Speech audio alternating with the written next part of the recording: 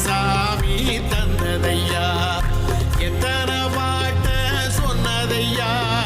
சுத்துற பூமி கண்டதையா அடிச்சு வீசும் காத்துலையும் அந்த தகப்பராச சுத்துதையா பிடிச்சு பூக்கும் வேதையிலும் ஒரு வம்சத்து கதையே உள்ளதையா